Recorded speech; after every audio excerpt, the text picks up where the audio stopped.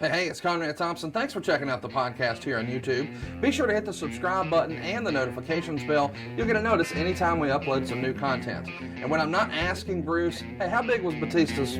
Well, you know. One of the things I like to do is help people save money. And if you're watching this video right now and you're in a 30-year loan, man, you're overpaying your single biggest bill, and you may not even realize it. I want you to do a little experiment for me. Take your calculator out, multiply your monthly house payment by 360 payments. That's how many payments there are in a 30-year loan. That big scary number, that's your total of payments. You're looking at that number? You know you can do better. Keep more of your own money right now and go to savewithconrad.com. Or maybe you've got credit card debt. Man, it's not a matter of if I can save you money with that. Your average interest rate on a credit card is more than 20%. And by the way, all the interest you pay on those credit cards, it's not tax deductible. Whereas the mortgage interest, well, that is tax deductible. So if you owe this debt, it's up to you how to pay it back. Doesn't it make sense to get the cheapest rate possible and the greatest tax deduction possible? Find out how much money you can save right now for free at savewithconrad.com. You don't need perfect credit. Even scores in the 500s can be approved, and it's no cost out of pocket. But maybe best of all, we're licensed in more than 40 states. We can help more families than ever before. But how much can we save you? Find out right now for free with a quick quote from savewithconrad.com.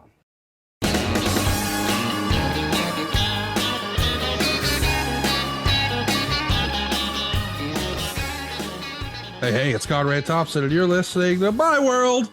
And of course, we couldn't do it without the Hall of Famer himself, your friend and mine, Double J, Jeff Jarrett. Jeff, how are you, man? Oh, Conrad Thompson, we both got kids. You know, when your baby is not feeling well and got a little nasal tone, you just start right off the bat with a little sympathy. I feel so bad for you. I just want to get you some warm milk and cookies. How you feeling, pal? You don't sound good. I'm under the weather. I got a cold. I got allergies kicking my butt. It usually happens every September. I was bragging to the wife a week ago. Hey, I made it a whole September. Not sick. I jinxed myself. Here I am. You and I are recording on September 30th because you're going beaching, you son of a beach. Yeah, you're the one with the place. I don't have a place down there. Oh. Yeah. You're going to have a place. Yep. Hey, okay. Chat me up. What beach y'all going to, Daddy? Oh God, do you think I made the reservation? Right beside Rosemary. Santa Rosa? Seacrest. Oh yeah, there you go. Yeah, right in there. Look, you can't hide money. Look at you. Oh, that's that high cotton over there. Would you stop it? I go to like Gulf Shores. I go to Perdido Key. I love Perdido Key. Beautiful. Yeah, but you're in that high rent district, that $5,000 a foot stuff. Oh, well, I'm not going to give out your future home address. But Conrad, I'm glad that you have joined us today. It was, I didn't know if you were going to have to call in the reliever, right-handed reliever, left-handed reliever. You see Aaron Judd hit that home run this week? I did. I was actually at the boot when it happened, and they showed it on replays on every other station. We were watching AEW. Imagine that, me in a bar or restaurant watching wrestling. Was the sound down or up? The sound down. Yeah, we're in public. But I wanted to keep up. And by the way, we're going to circle back and talk about that. But they showed it replays because it's like a bank of TVs at the bar area. And so they keep showing replays on all the other stations. And so our dumbasses were over there thinking, did he hit 4 tonight? No, he hit the same one. But they showed it over and over and over. And it wasn't Survivor or any other program that you requested. It was Aaron Judge. That is a remarkable, man. What a season he's had. I love the debate when you hear the Bonds-McGuire discussion and everything that goes with that, and people are on one side of it. It's almost like politics. Like, I don't know. We're taking a left turn already. No, we're not. Listen, we're dudes, right? A lot of dudes are listening to this. I've seen some people, like our pal up at Jimmy's Famous Seafood, said something like, congratulations to Aaron Judge on tying 7th for the most home runs in a season. Did he? I mean, listen, on some level, he's not wrong, but on another level, I think a lot of people take a look at those years and they consider those years with asterisks. And maybe this isn't record breaking, but it sure did feel fun. It felt special. It gave us a reason to watch. I think it's good for baseball. What say you? Well, it's just the ebb and flow of life, not just sports. It's like, how are you going to judge ladies basketball when it was 3-on-3, which is amazing when you look at how far the women's game has evolved, or Michael Jordan putting up those numbers in the 90s and how physical the game was. It's just a different era. And look, here's what I've always said. So you got one argument. So Bonds and McGuire were all juiced up, right? They could hit it farther. Isn't that kind of the byline, the natural thing? It is. Okay. Do we not think that exact same substance wasn't being taken by the pitchers? Buddy, I'm so glad you said that, because I've been friends for a long time with a former major league pitcher, and I won't say his name. But when all of this stuff first started to, become popular again, and people were talking about it during the Bonds era, after McGuire and Sosa, but when Bonds did it, when I brought it up to him, he started kind of laughing a little. And I said, "What's funny?"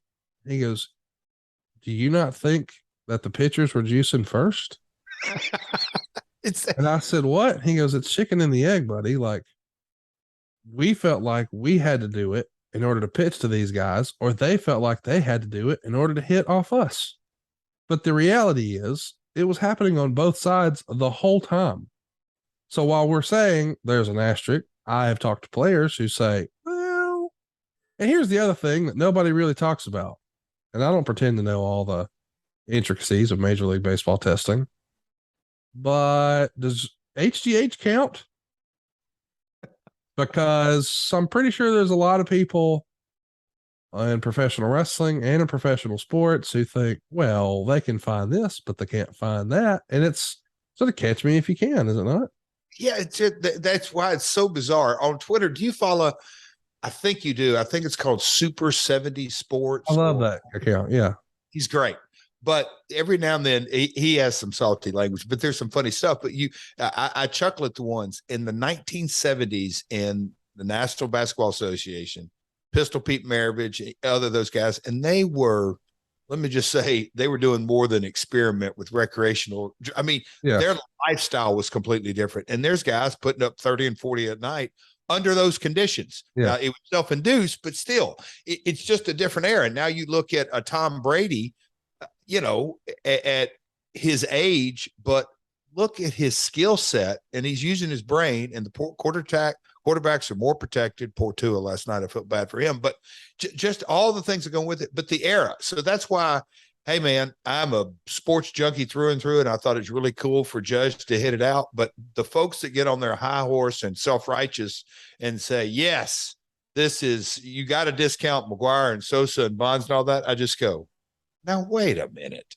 No, you don't. So good, fun, healthy discussion, pal. Let's talk about AEW this past week. When they first announced earlier in the week, or maybe it was the end of last week, whenever it was, as you and I are recording this, Bandito is going to get a title shot against the new Ring of Honor champion. Man, I saw a whole bunch of fake outrage online from guys who were saying, who is this and why should we care? There's no rankings. There's no number one. I can't believe, blah, blah, blah. Why is Bandito in the title picture? Well, we found out why. Bandito is fucking badass. And if you've been paying attention for the last several years, going back to Pro Wrestling Guerrilla, or all the great stuff he's done in Ring of Honor, or this past summer, if you just listened to our pods and you saw Ric Flair's last match, you saw, wow, this dude is next level. He got a big platform. He got a big moment. And Chris Jericho helped make a guy. This past Wednesday night was textbook how to make a guy. Bravo to Chris Jericho. Congratulations to Bandito and Tony Khan. Built a lot of value in a character in a single shot. Man, when wrestling's good, there ain't nothing better. And my wife, who doesn't normally like wrestling, I said, hey, you got to just watch this one match. And she said at the end, I can't tell you how many times I've seen something for the very first time in this match. And that's what we've been talking about here on the program for the past several weeks.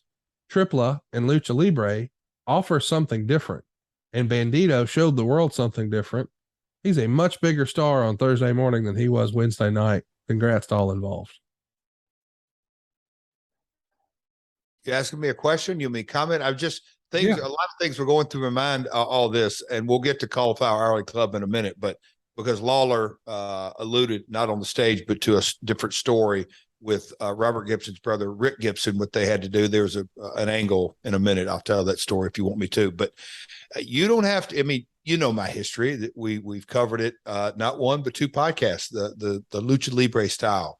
It is something that in 2002, launching TNA X Division, well, you can't call it Lucha Libre. That's already been done, but the Lucha Libre influence in the X Division was very, very much prevalent. Matter of fact, me and Conan did a story line based on that. He was basically saying the X Division is a ripoff of Lucha Libre.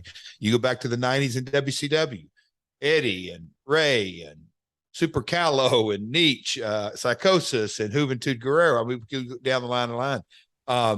But I'm glad you referenced Chris Jericho. Glue. I mean, you could come up with a lot of different adjectives, but I'm going to tip my cap that, let me think how, because I think context, timing, you alluded before the call, we were talking business, timing is everything. Yeah. But when you kind of look at the ebb and flow of AEW programming, a lot of times they front load their show. Putting Jericho Bandito on last, and the style and the glue that Jericho did. And obviously, you know, I'm a Bandito fan. He came through Ric Flair's last match. Old Mama Thompson is still raving about it. Oh, yeah. I just think the pieces of the puzzle and Tony making the decision to put that on last, I think that goes a long way, because if they would have put this on at the top of the hour, you know, to carry him through the hour or even whatever it may be. But the last thing that happened on the show was Bandito. Yes, they did the little announcer Ring of Honor, which was good. But putting it the last thing you see on the show, that's the buzz. And I just think that when you format a show, thinking things through, the last thing is what a lot of folks remember. And yeah, hats off to all of them. But Bandito, you and me both know it. He's a superstar. He's really, really good. He's unbelievable, and you're going to see more of that unbelievable action at Triplemania 30. It's coming up October 15th. Be here before you know it. So not this weekend, but next weekend. And what a card it's going to be. Viano number 4 taking on Pentagon Jr. in Mask versus Mask for the Mega Championship. El Hijo del Vikingo, who people are on fire for to be here in America. There's a rumor he's going to be at the AAA show in Phoenix in December. And when he hits American soil, if you don't know who that is, you're about to learn. But you can see the biggest match he's ever been in against Phoenix for the Mega Championship, October 15th. Pagano versus Cibernetico, 2 hardcore guys. Almost think of like Terry Funk coming into ECW here, and it's sort of generational hardcore guy versus the other, hair versus hair. How about this for the ladies strap? Taya versus Camille, 2 big ladies who are going to get down and show you a totally different type of female wrestling. How about the trios championships? This is probably going to be something everybody's going to be clipping up. You got Psycho Clown, Laredo Kid, and Bandito on one side. Johnny Caballero, who we all know as Johnny Nitro or Johnny, whatever you want to call him. Brian Cage and Sam Adonis. And they're just 2/3 of the 6-mans. Then you got the number 1 contender for the tag straps. I mean, there's something for everybody, including like a Marvel match, because yes, AAA or AAA actually has the Marvel license in Mexico. So if you're new to wrestling in Mexico, maybe you're not sure if your kids are going to be into it, they're going to love this. Triplemania coming to you October 15th. You can order it on Fight or anywhere else. I'll be there in person. I know you're busy that day, but I'll get you a Fight link so you can take a look. And I got one, pal. I got one. I'm grandfathered in. I wanted to mention, I planned, I had every opportunity to be in Vegas. We sponsored a booth, bought a table, the whole deal. And then, as you can tell, I'm sick as hell and was not able to make the trip. So I missed Conan getting his big induction. I missed Lawler getting his big induction. I missed Layfield getting his big induction. Would have loved to have been there for all that, but mostly would have loved to have been there to see you accept an award posthumously on behalf of your grandmother, Teeny. How was your Cauliflower Alley Club experience? What can you share with us? I stood on the stage. That was my first experience. And Look, I've heard about the Cauliflower Alley Club for years and years, and everybody has something in their mind what to expect. Walking into that massive ballroom and it's full, and of not just wrestling fans, but fans that appreciate history, and that's at their forefront. It was I hate to say this, heartwarming. But of course, the names Kevin Sullivan, J.J. Dillon, Ricky and Robert, Lawler, Jimmy Hart. There were so many of the guys that I got to see. I got to see Owen's brother Ross.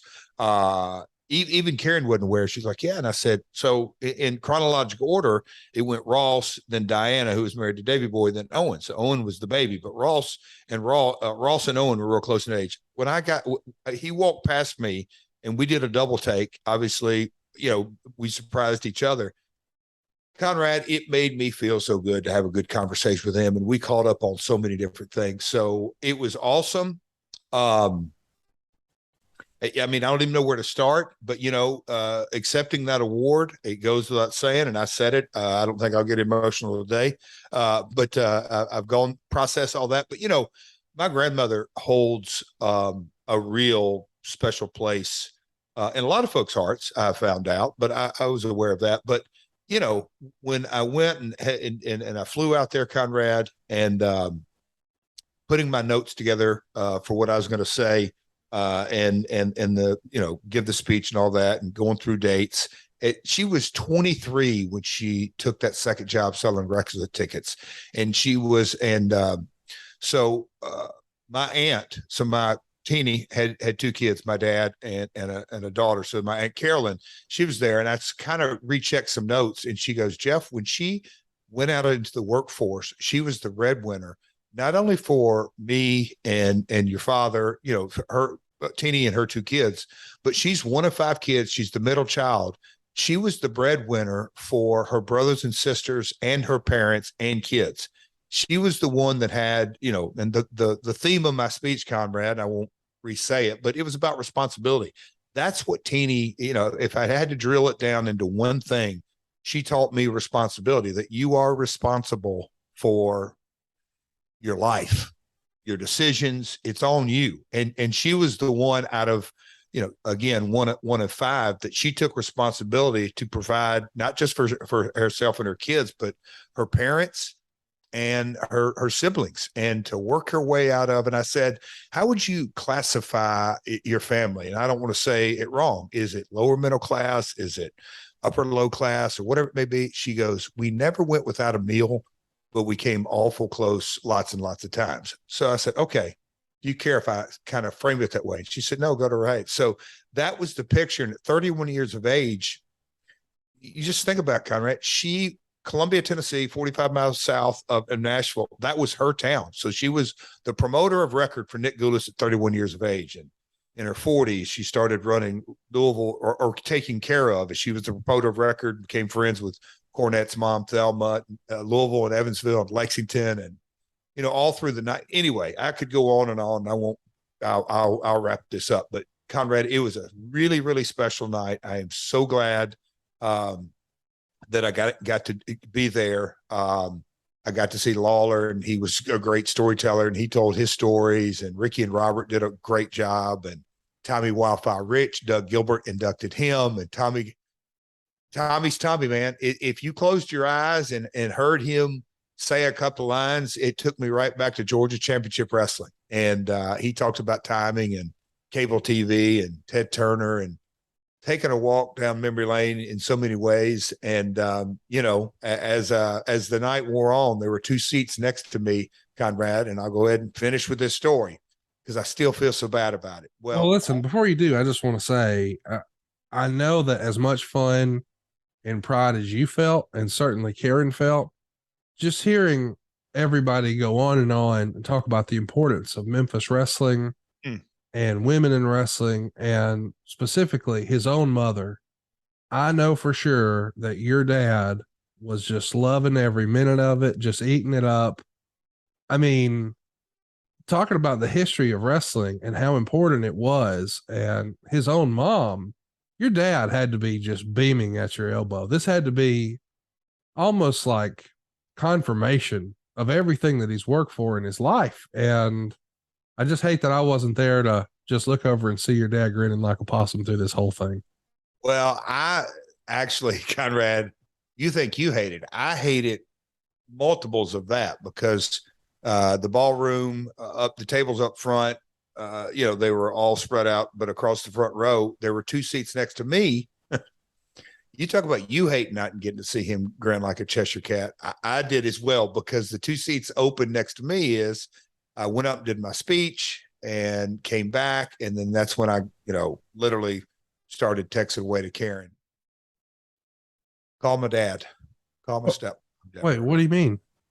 He was not there. I said he was not in the room. He was in Vegas. He wasn't in the room, Conrad. And I just kind of like, the cocktail hour started at 5. Of course, he's going to miss that. Dinner started at 6. He's could give her, he eat when he wants to. And I'm like, okay, he's kind of missing. The award started at 7. We accepted the second award. There's a great journalism award. Greg Oliver presented Steve Johnson. It was really a cool night. But so I accepted the award and went through all that and did the photo ops and all that. And I sat back down and picked my phone back up because I didn't take it with me on stage. And I went to call and I said, Karen, call Dad, call Deborah, make sure. And she's just like, what? They're not there? So anyway, she called and called and called. And finally, Deborah, my stepmother, picked up the phone. Hello. What? And Karen was like, Deborah, are you asleep? She said, yes, we've had such a long day. Conrad, they slept through the awards. Oh my gosh. They flew to Vegas to take a nap. Well, hold on. So my dad was sorry, he wrote it down wrong in his calendar. And, I had it in my calendar from 6 months ago, Monday, Tuesday, and Wednesday. And then when it got close, I put in Tuesday at 6:00. Well, he didn't get that memo. And he was thinking it was because they had a Q&A about my grandmother on Wednesday at 1. And then the awards banquet where Conan and JBL and others accepted the awards on Wednesday night. He thought it was a Wednesday night deal. So the best part of the story, if there is on this part, is so Ricky and Robert, all through their speech, they gave Jerry Jarrett shout out after shout out, great story. And Jimmy Hart did it a couple of times. Tommy Rich looked right over at me and said, well, I got to look at you because if your daddy ain't here, but I got to say it. If Jerry Jarrett would not have seen something in me, there ain't a chance in hell I'd be on this stage. Matter of fact, there's not a chance in hell I'd be even in the business. Tommy's originally from Hendersonville, this hometown. So Tommy really gave, and Ricky and Robert did too. And Ricky was really special because Ricky said this story that when Nick and my dad had their split, Paul Morton was a Nick Goulas guy. He ref for Nick Goulas. He pulled the ring for Nick Goulas. He was a Nick Goulas guy. And when Paul had kind of run his course, Ricky's in high school. Paul and my father and my dad's like, hell yeah, Baldy. That's what they called him. Come work. And so my grandmother always loved Paul Morton. So, Paul Morton came to work for the Jarretts. And Ricky's like, it touched him, yes, because of the history between Lawler and my dad and Rock and Roll Express and the formation of that gimmick and everything. But the fact that Ricky said these words, Christine Jarrett made a dream come true for my father, and I'll never forget it. That was that hit me. That hit me. It was emotional. But before Lawler went up, he was the last one of the night to accept an award. I went up, went down, jumped down 2 tables, and I said, hey, Jerry, I think I'm going to throw this in your court, but we got a ballroom full of folks, and they've alluded to my old man over here time after time after time about Memphis wrestling. He goes, yeah, what the F is going on? And I said, you ready for this, King? He just looked at me and I said, he slept through it.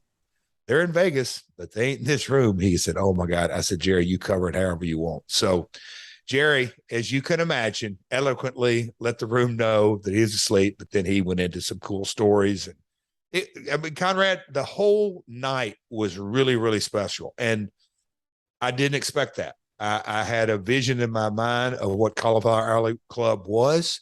And it has, I don't think that'll be my one and only appearance. It was really, really cool, really, really special. President Brian Blair and my cousin, which is my first cousin, his mom was, Brennan Martin. He wrote the book, but he also is the one who inducted me. And he's, in a lot of ways, it's become a life passion. My grandmother's in a couple of different Hall of Fames, but writing that book, and he's a historian on it. So it's a special night, Conrad. We probably need to get to our topic here, but it was really, really cool. But before we do, I want to remind everybody, you can't believe this is real. Tonight on Vice, Tales from the Territories, when wrestling was real, the Memphis story. It airs tonight on Vice. Go out of your way to watch it. It's the creators, Yeah. Creators of Dark Side of the Ring, and $7 production, The Rock and Danny Garcia, his former wife, and of course, friend of the show, Brian Gewirtz, as Doc Hendricks would call him. They put together something pretty special. I had a chance to see it ahead of time. I know you haven't had a chance to review it yet, but I sent you a link, and I think you're going to love it, man. There's some stories in there that folks are just not going to believe. And you and I love old Memphis nostalgia, and I'm still trying to learn more about it, but you lived it. You're all over it. And I think fans will get a kick out of it. So be sure to tune in tonight on Vice. I was a kid in the candy shop, flew down to Atlanta, and knowing that Dutch, my father, and Lawler and Jimmy Hart, I was literally a fan. I was a fanboy that got to sit amongst four guys that fascinating stories. You know, I want you to understand what a damn diva Jeff Jarrett is. We go. You might not have heard it, but if you were listening closely, flew down to Atlanta. My man lives in Hendersonville, Tennessee. You're a prick.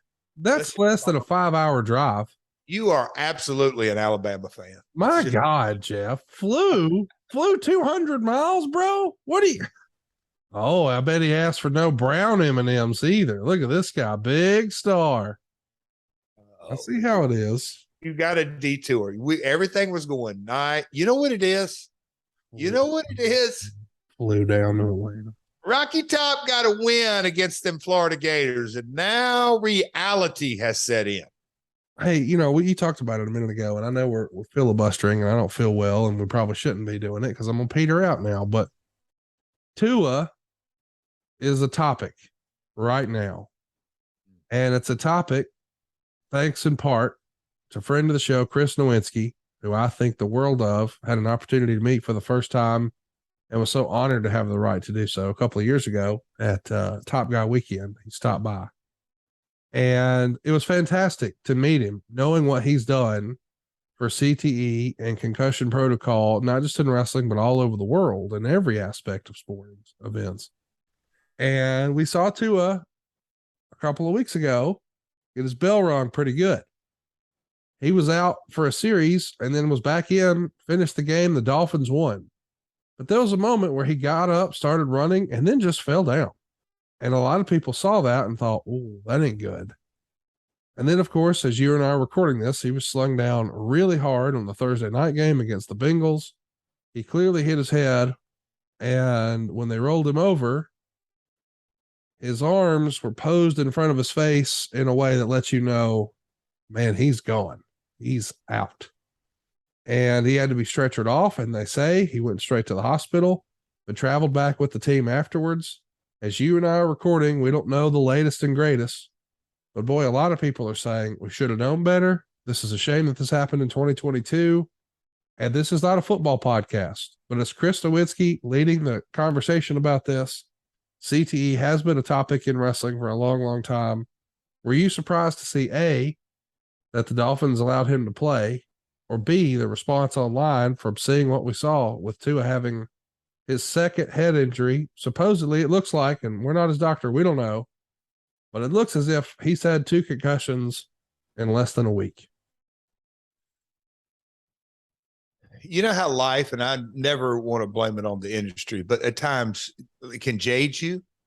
I was watching that Dolphins when he went down the week before, and it was a break-in moment. Hey, this happened, and then whatever it was, it went to the in-laws. I mean, Titans game was over. I don't remember all the particulars, but I didn't realize till late that night, watching the highlights, that Tua came back in the game. Yeah. I immediately went, oh, flag on the play here. There ain't no way a guy can collapse, because I don't think my man Tua is doing the Fred Sanford. I don't think he's working. I mean, they're just like, how did he get back in the game? And then they said, oh, no, it was a drop foot or a back or something like that, which kind of went, okay, the NFL, there's no way they're going to play with this dynamite. So maybe it was, that's why he did fall. It was like a back deal. And then as we're recording this last night, so when I watched on the Bengals, here's my theory, Conrad. I didn't see it real time. The first time I saw it was in slow motion. Karen's like, hey, watch this. Anyway, they were showing it in slow motion. But when I went back and watched it in real time, and then online on Twitter, there's some online clips. Do you know where I think the next damage was? What? That big old defensive lineman, and what's Tua? Around 200 pounds, regardless. They're crazy strong. Like, I've referenced Mongo before. It's a different kind of strength, upper body strength they're a different species, offensive and defensive linemen, with their upper body strength, because they battle each other. When he grabbed Tua and yanked him around the waist, I think that it's like, I'll call it a simple whiplash. I think that's where the damage was. Like, his momentum was carrying him one way, and he got yanked around the waist another way. And I think that he whipped his head. And I think because I don't think his head hit as bad. And I also think that he was, from a body perspective, bracing more for it, because he was already headed in that direction, but he was zigging, and that defensive lineman wrapped him around the waist. That was some serious whiplash. And that is, your brain, and I'm not an expert, but your brain has fluid around it, and that's how it protects itself before it hits the skull. But if you yank it quick enough, the brain actually hits into the skull, and then that's where that temporary paralysis is. Nasty, man. Here's what I'm asking. There's lots of talk that, depending on how bad this is, if this costs him a season, if this costs him his career, lawsuits will be filed. A lot of people think the organization will be found at fault. A lot of people think their coaching staff will be found at fault. Others say it'll be their medical staff. Even more people are saying, hey, this is not just a lawsuit against the Dolphins and their staff or their organization, but perhaps against the NFL. Now, I know a lot of our listeners think, what the fuck does this have to do with wrestling? Hear me out. If a precedent is set here where they cleared him, they allowed him to go, and now there is some sort of loss of income or loss of quality of life, and there are damages, and you're supposed to be protecting us, and you didn't.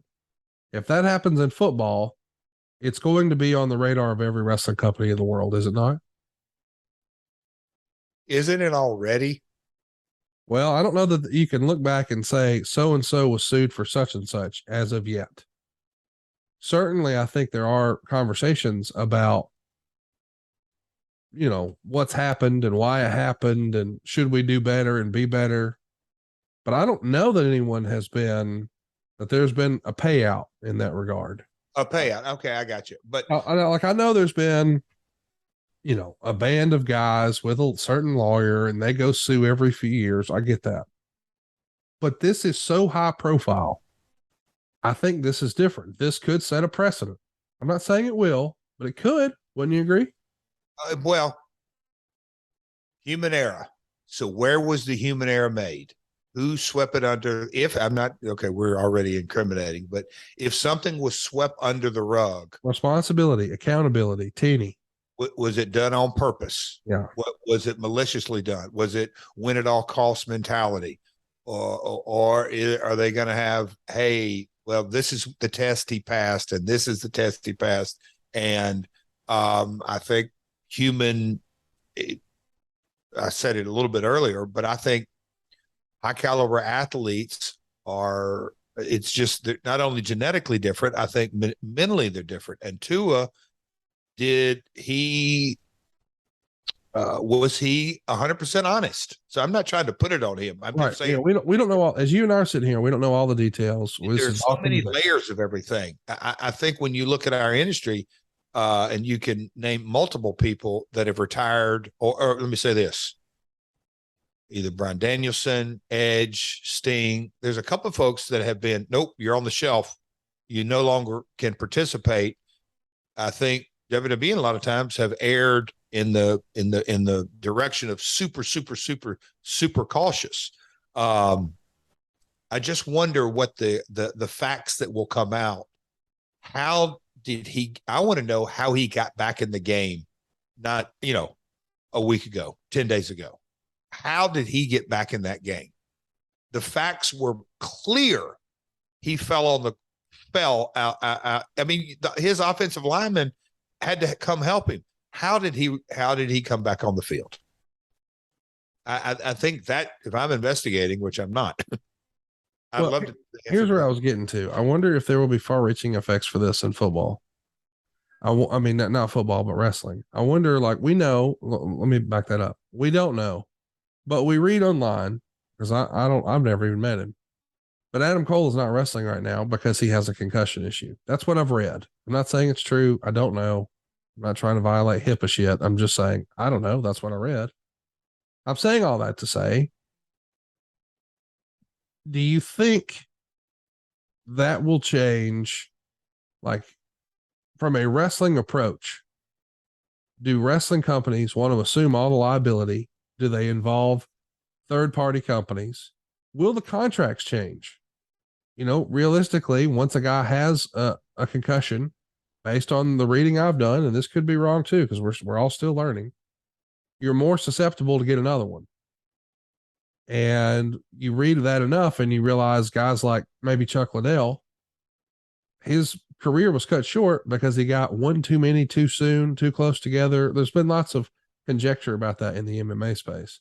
But it does make me wonder, will this have an effect where wrestling companies want to insulate themselves from this liability? And as a result, will they change the contracts in terms of, hey, if you can't work and we can't use you because you've been a victim of this and you're more susceptible to it now, we're going to reduce your rate. And a lot of people listening to this say, well, that's not fair. It's not the guy's fault. Well, it's not the company's fault either. No one says, let's go get them a concussion today.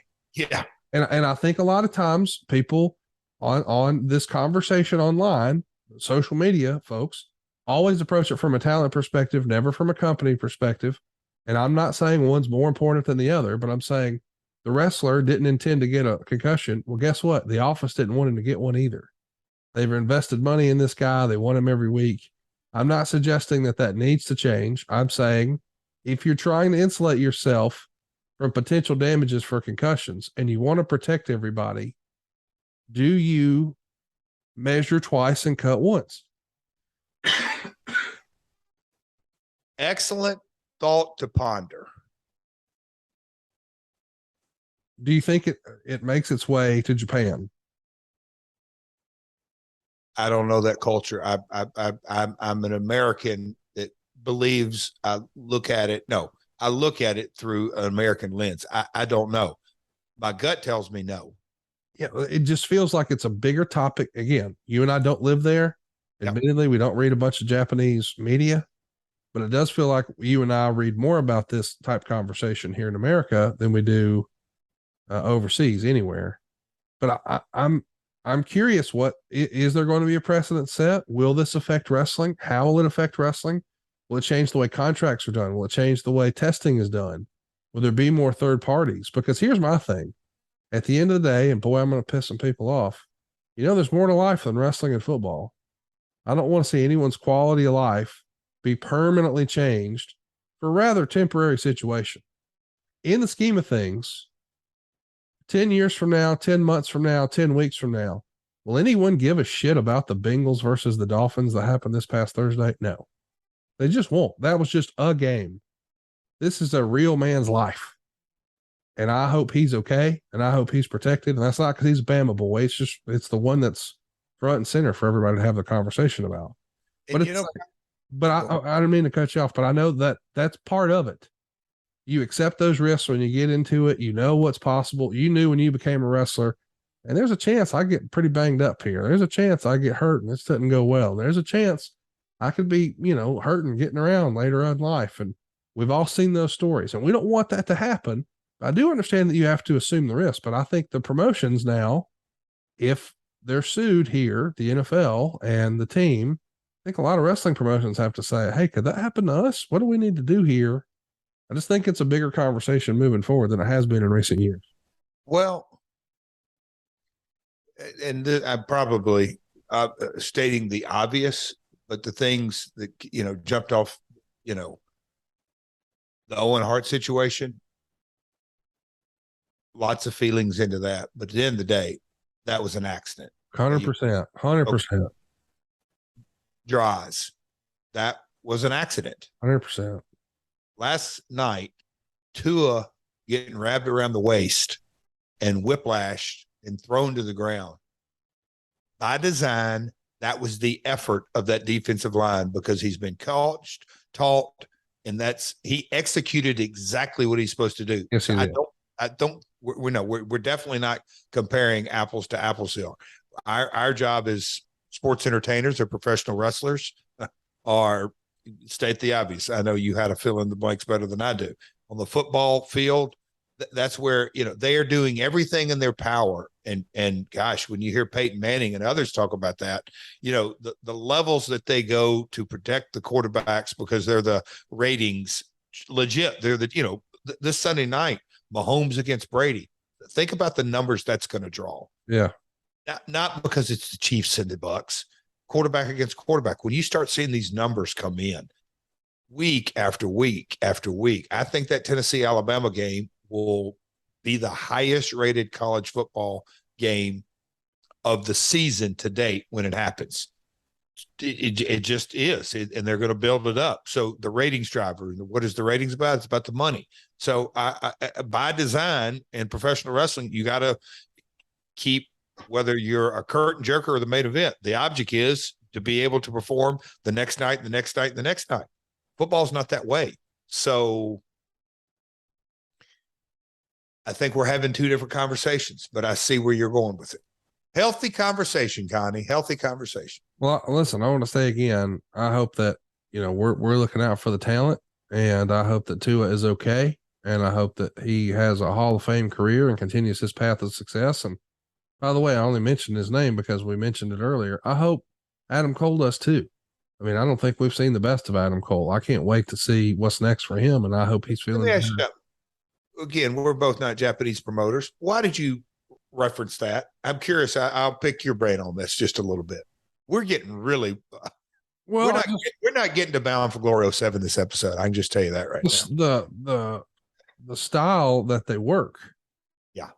It feels like, I had a conversation with someone in the business who you and I are friends with, and we were trying to put together matches for Ric Flair's last match. What about this guy? What about that guy? I'm talking with the talent about who would he like to wrestle.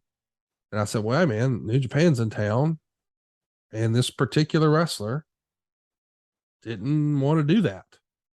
And I was kind of taken aback because I thought, well, I expected to hear. So, me being me, I just can't help but be curious and say, hey, I totally respect your decision. Can I ask why? Shut me up, Daddy. I hear you. I hear that you frame it. Hey, man, I'm curious.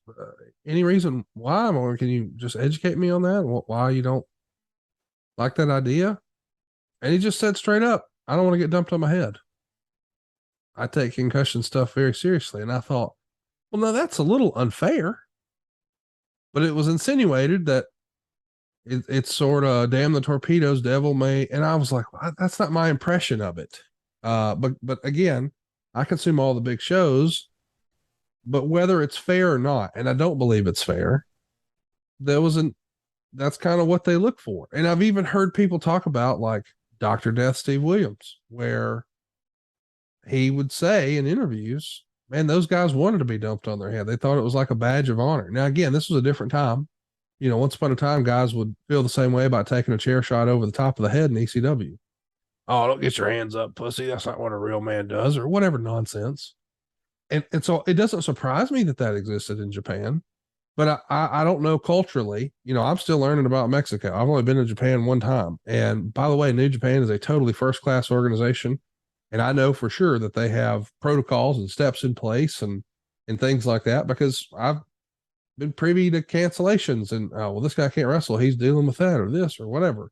But I don't know, just in the culture, is CTE a topic of conversation the way it is here? Because football is by and large, for lack of a better word, an American sport. And a lot of the CTE conversation that happens here in America started with a situation in Pittsburgh with a former Steeler, and now it's just gained momentum from there. So I want to be clear. I'm not casting New Japan or Mexico or anywhere in any sort of negative light. I'm just saying, as far as I know, a lot of this CTE conversation happens here in America, and I don't know that it's made as big of a splash everywhere else. But I feel like if there are major ramifications from what we saw from Tua, from a financial piece, from a headline piece, I think it touches all corners of the world at that point. It's no longer a quote unquote football thing. You know what I mean? I do. And for whatever reason, as you were sitting there talking about that, the game of America, it's definitely, I was in Australian rules football. Also, rugby is on internationally a lot when you travel. And when you see those games, Conrad, I'm sure you've seen it. They are so physical. And I often thought way back when, how the hell do these guys, they got no pads on. They, the game is different. It is American football. Hey, we're going to put, thigh pads on and knee pads on, and we're going to put shoulder pads on, and we're going to, all of these pads. Oh, we're going to put a helmet on. So that means we're Superman, we're Teflon. In that's what the NFL's tried to really back out of, is just because you got a helmet on, you can't use it as a weapon. But it's the facade that just a handful of years ago, one of the highest rated segments on SportsCenter and ESPN was where they would show guys just getting their damn clocks cleaned. Yes. One after another. And we would celebrate it and laugh and rewind and point. And nobody wanted to be, in basketball for years, you would posterize dudes. So Michael Jordan would jump over a dude and make sure his nuts were in that guy's face. And then they'd put it on a basketball card or a poster. And you didn't want to be the guy with Michael Jordan's wiener by your head. That was not where you wanted to be. Well, then in football, man, for 20 years, we would celebrate and we would all chant along with the jacked up. We're celebrating when guys are suffering head trauma. And now, of course, we've learned and they're not doing that anymore. And thank God. But we didn't know. And I just feel like, man, this could be another major moment where we talk about what we've all seen and collectively all agreed it's gone too far. And it does make me wonder, man, what's that going to do for wrestling? Not just here in America, but everywhere. Because, as I said, I think it's mostly just been an American football issue. Well, the thought, I'm sure you watch Russell Botch from times and some of those others, and some of those botches, whether it's Shockmaster coming through, that never gets old. Nobody was hurt, nobody's damaged. No, funny is funny, but not when somebody's getting hurt. Yeah. I was gonna say, when you see moves gone bad or backyard wrestling, or even like the Bills Mafia, they do some of that crazy shit. Oh, this is great. Hey, we're going to tailgate, we're going to get hammered, and then we're going to jump off a bus. That's concussion waiting to happen. Yeah. It's funny how society is how it accepts it. Completely different set of rules today. That's I don't know. Well, listen, I hope that negative concussions back in the territory days. I was just sitting there thinking that, it's just everything. One thing's for sure, Change is always going to happen. 20 years ago, well, man, I'm old now. 30 years ago, when I was playing football, we just said, you got your bell rung. Yep. And you go out for a play. But I remember smelling sauce being used in junior and high school football. Like, a guy got knocked out. We'll just wave this under his nose. He'll wake up, bring him out for a play, and he'll be fine. What? Yeah. And that wasn't like a rare thing. And we would play bull in the ring, and the goal was you're hurting people. That was the goal. And now it's like, okay, it's not just I remember I had a coach who would knock his damn dick in the dirt. We're 12, bro. I appreciate that. But that was the level of where it was. And now it's changed, and I'm glad it's changed. And I think everybody agrees it's better that it changed, et cetera, et cetera. But I think this could be a major moment. And I hope it's a positive change, because we've seen a lot of that. We're heading in the right direction. Interesting, but Tennessee Vols are still going to kick Alabama's ass. When that week comes up, buddy, get ready. Buddy, it's next week. It's next week. No, two. Oh, okay. Yeah, you remember where this is airing. I won't be able to watch with you. I was going to say, because normally it's the third Saturday in October, so that's usually the 20th or something. But this year it's October 15th, so I'll actually be in Mexico City, because I wanted to be sitting at your elbow and talking all kinds of trash. Okay, he's laying another brick in the promotion that you're starting. Congrats, pal. I don't know about all that. I'm just saying I was hopeful that you would be there, but you're unavailable and booked somewhere else. So I will be FaceTiming you from Mexico. Okay.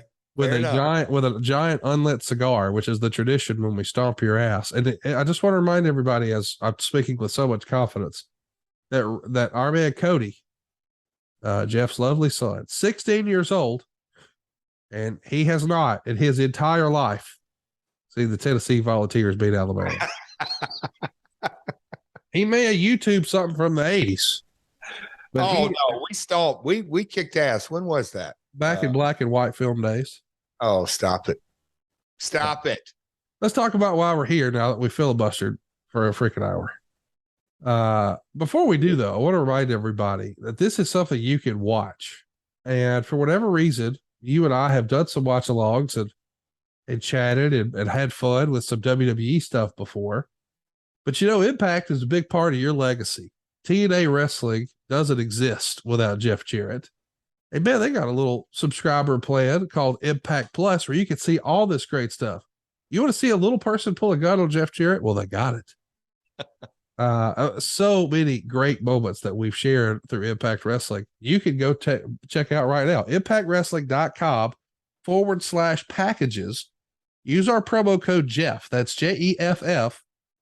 Sign up, get a special deal, and start watching some of this Impact stuff with us. And we're going to be starting today with Bound for Glory 2007. So hurry up, go to impactwrestling.com/packages.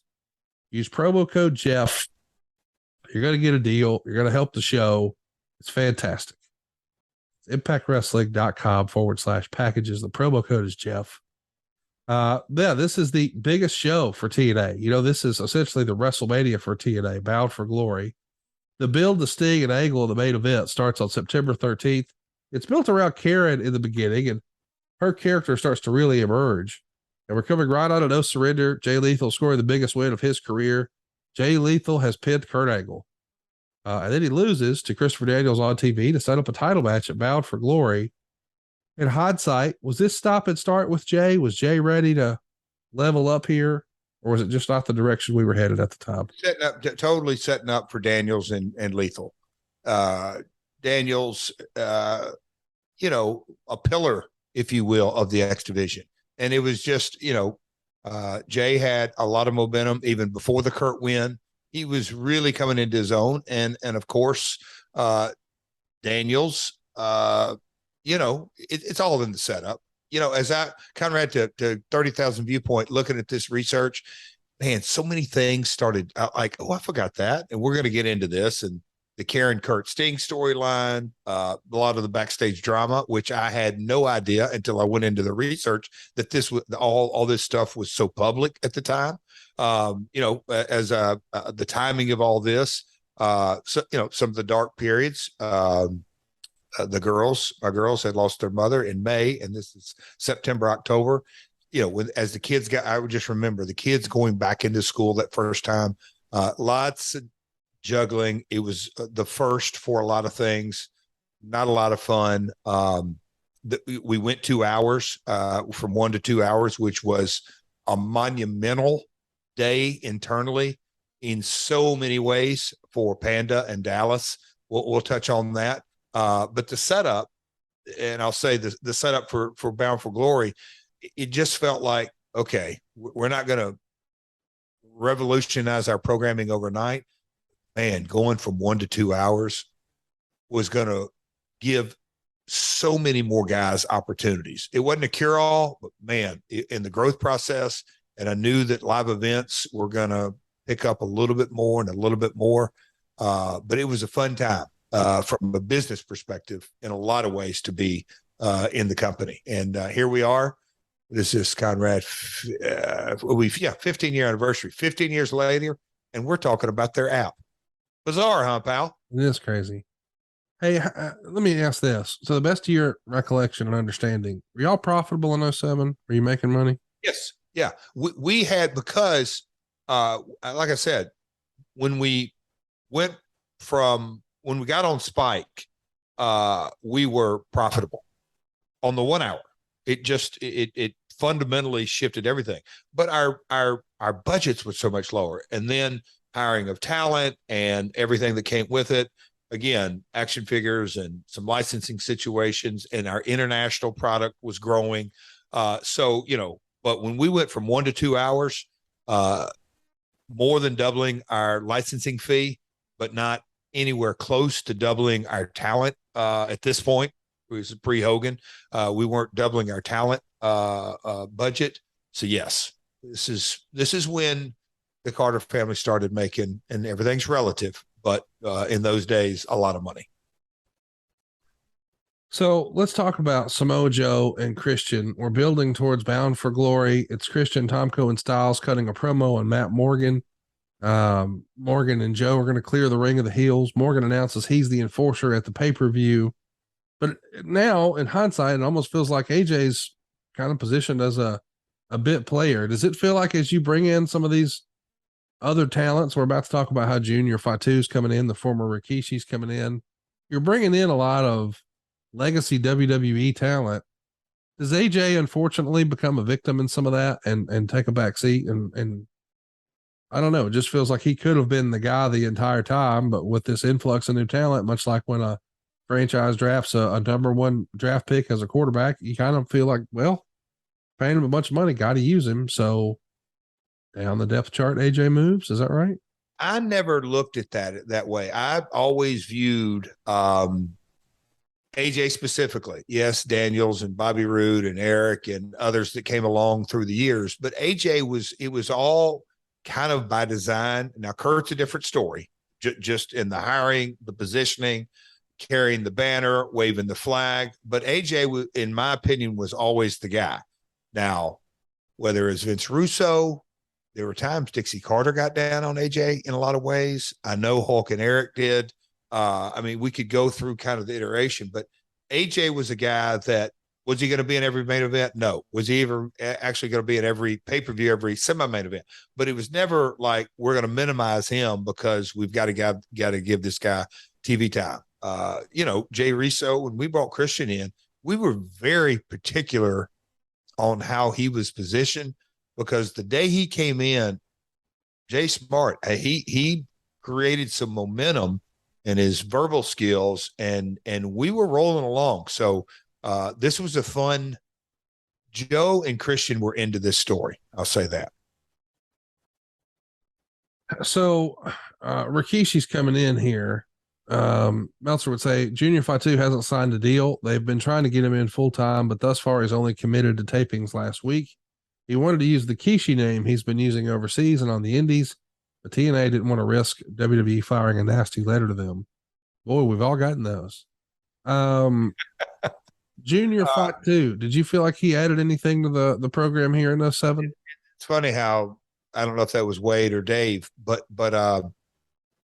Rikishi never wanted to come on full time. We never requested he come on full time. He was always going to be a part-time guy, come in and out.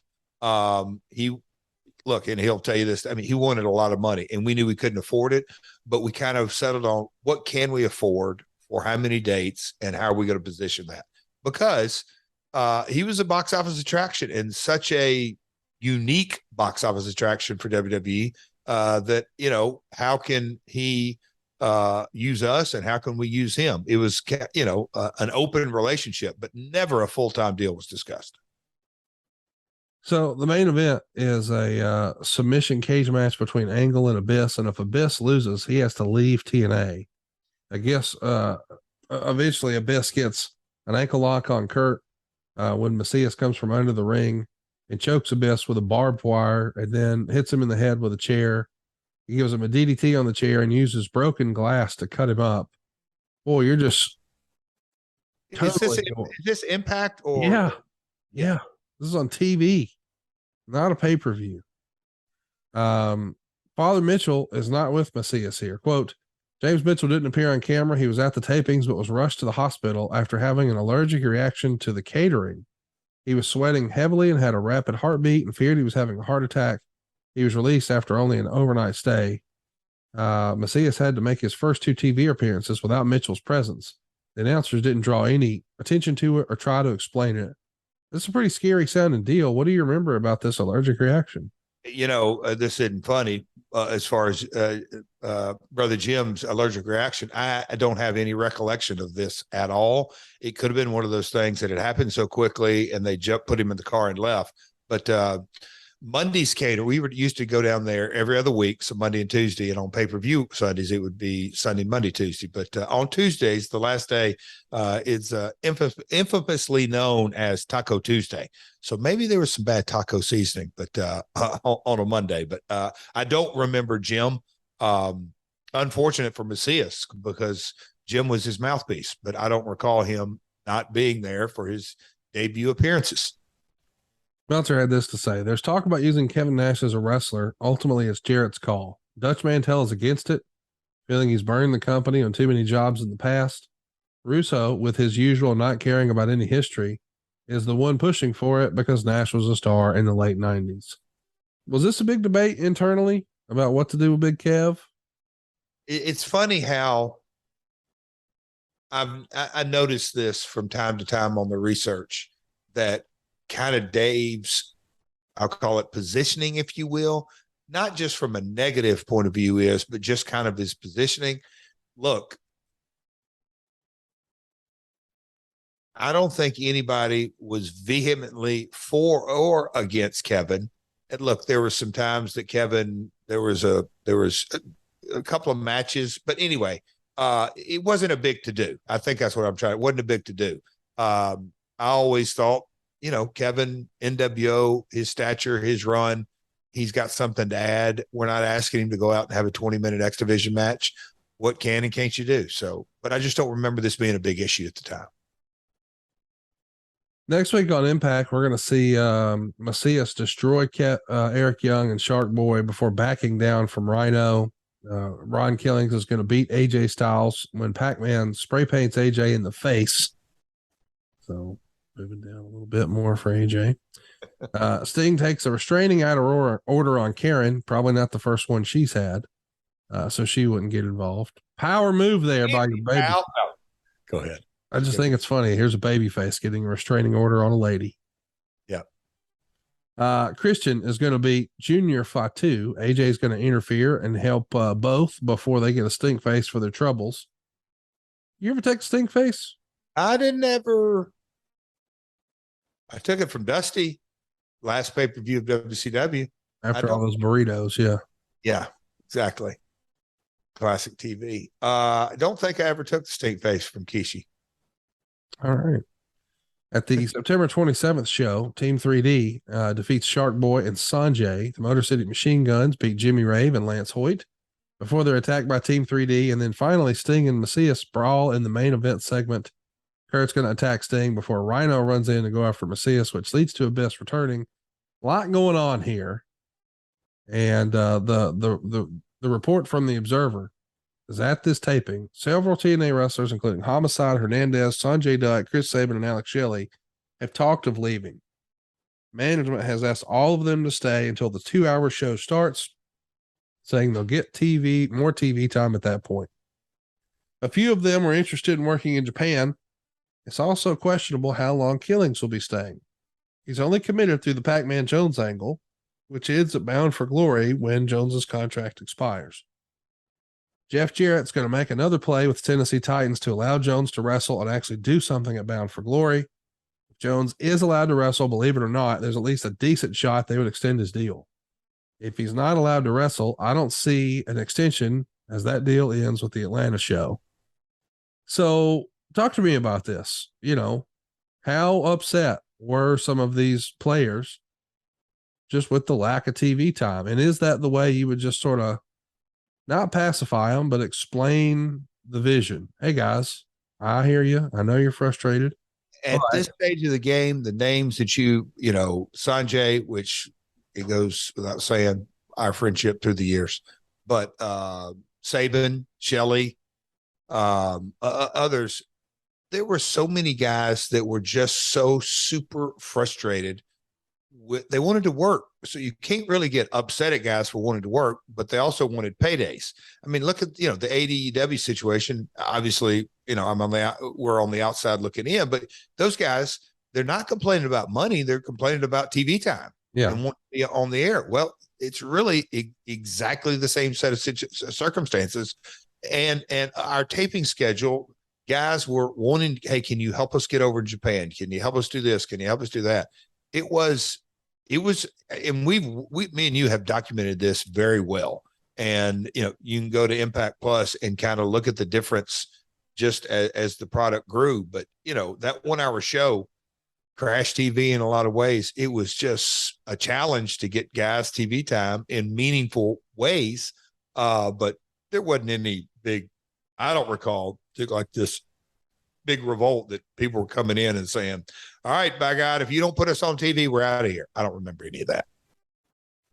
So let's talk a little bit about, since you brought it up, the AEW circumstance, because there is a lot of debate about, you're doing this for two reasons. You've talked about this a lot. What are you trying to get out of wrestling?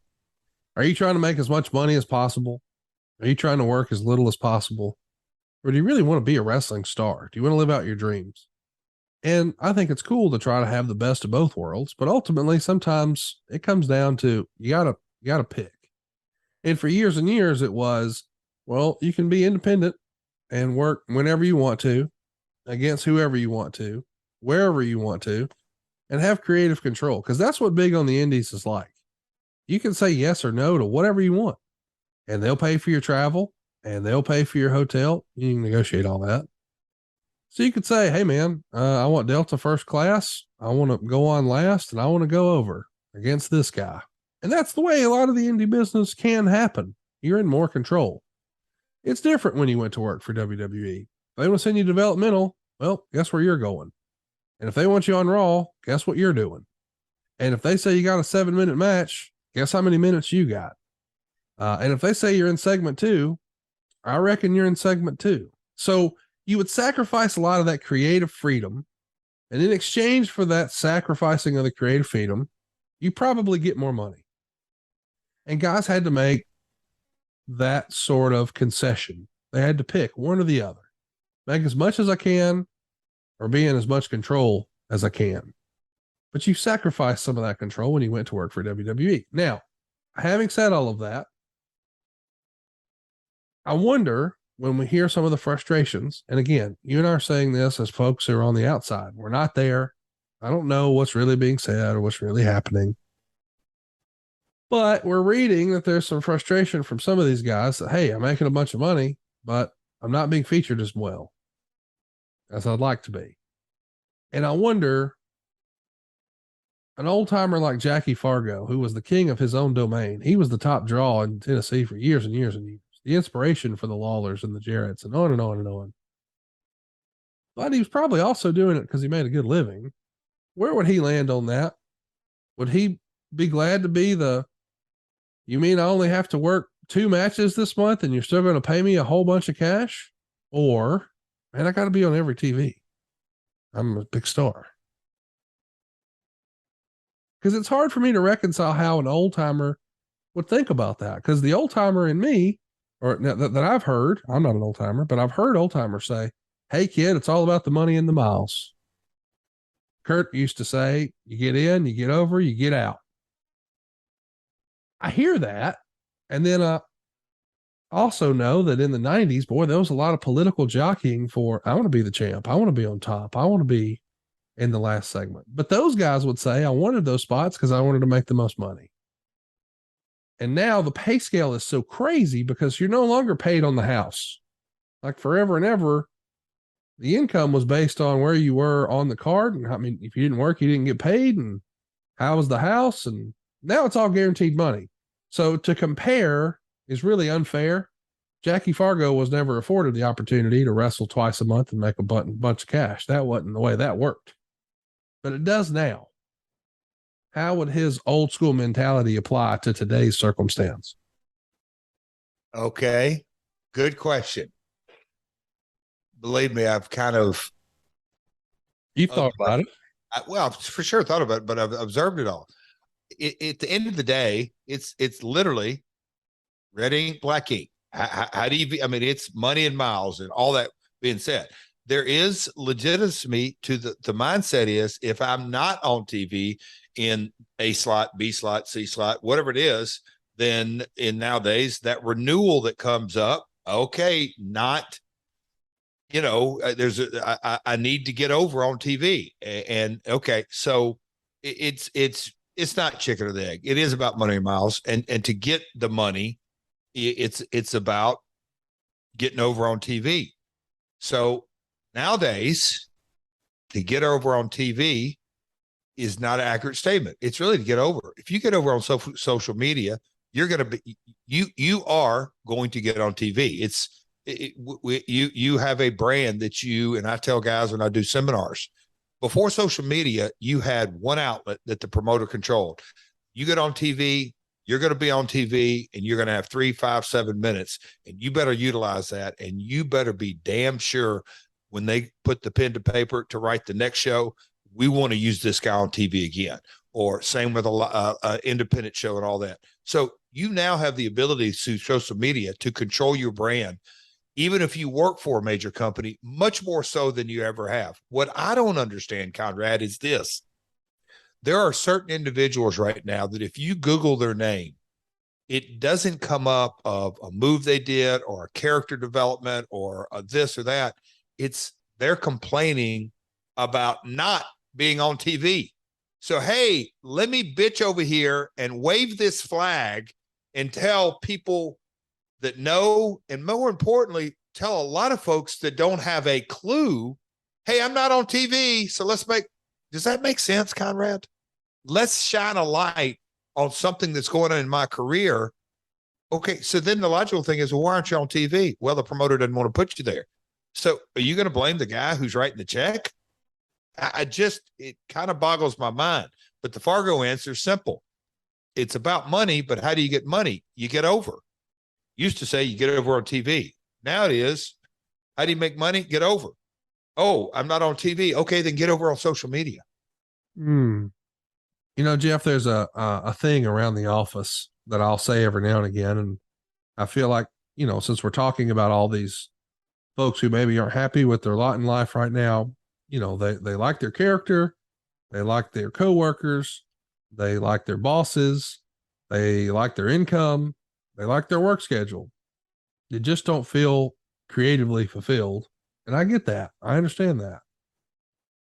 But I have a thing I say around the office that I think applies here based on your point that sure, you can express your displeasure and shine a light on the negative, which is never good. Or you could embrace the positive, embrace the solution and look for a way to overcome it. AKA try to get over on social. What I was alluding to is the thing around the office is complaining is not a strategy. I don't think that I don't like this. Fold, crumple up sheet of paper, fold my arms, send an angry tweet. Does that fix anything? Does it change anything? It's sort of like peeing your pants. It matters only to you. And I believe in the age that we live in, and look, you can say that I talk to my kids, like social media is an imprint that doesn't go away. Yeah. So when your name is Googled, I go back to the conversation I had with the television executive in London. I mean, he flat out went through it, and I'm just like, good God. I mean, there's a perfect example. If guys could see, this is what, I mean, it's the paper trail, if you will. Yeah. I love that. Complaining is not a strategy. Bingo. Bingo. Complaining is not a strategy. And I'm not saying that to be ugly. Nope. Be negative. I just, I really do believe that complaining is not a strategy. And I hope that, we're not taken out of context here, because I like some of the folks who are frustrated right now. I'm pretty close with, and I'm friendly with. But I think that represents an opportunity, as you said. You can you applied it to your own life. Hey man, you didn't think a WWE gig was coming. And hey man, you didn't see the WWE gig going away. But you fucking make the best of it. Yep. And what you find when you do that is, hey, there's a bunch of opportunity out here. Oh my God. There's more opportunity in the wrestling industry in 2022 than there's ever been by multiples.